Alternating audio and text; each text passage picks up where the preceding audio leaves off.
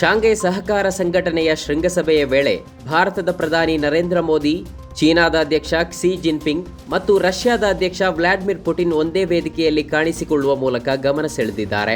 SCO ಶೃಂಗದ 2ನೇ ದಿನವಾದ ಸೋಮವಾರದಂದು ಮೂವರು ನಾಯಕರು ಪರಸ್ಪರ ವಿಚಾರಗಳನ್ನು ವಿನಿಮಯ ಮಾಡಿಕೊಂಡಿದ್ದಾರೆ. ಪ್ರಸ್ತುತ ವಿಡಿಯೋ ಸಾಮಾಜಿಕ ಮಾಧ್ಯಮಗಳಲ್ಲಿ ಹರಿದಾಡುತ್ತಿವೆ. ಪೂರ್ವ ಅಫ್ಘಾನಿಸ್ತಾನದಲ್ಲಿ ರಾತ್ರೋರಾತ್ರಿ ಸಂಭವಿಸಿದ ಪ್ರಬಲ ಭೂಕಂಪದಲ್ಲಿ ಕನಿಷ್ಠ 622 ಮಂದಿ ಮೃತಪಟ್ಟು ಕನಿಷ್ಠ 400 ಮಂದಿ ಗಾಯಗೊಂಡಿದ್ದಾರೆ ಎಂದು ತಾಲಿಬಾನ್ ಸರ್ಕಾರದ ಆಂತರಿಕ ಸಚಿವಾಲಯದ ಪ್ರಕಟಣೆಯಲ್ಲಿ ತಿಳಿಸಲಾಗಿದೆ. ಭೂಕಂಪದಿಂದ ತೀವ್ರ ಹಾನಿಗೊಳಗಾಗಿರುವ ಪ್ರದೇಶಗಳಲ್ಲಿ ರಕ್ಷಣಾ ಕಾರ್ಯಾಚರಣೆ ಪ್ರಗತಿಯಲ್ಲಿದೆ.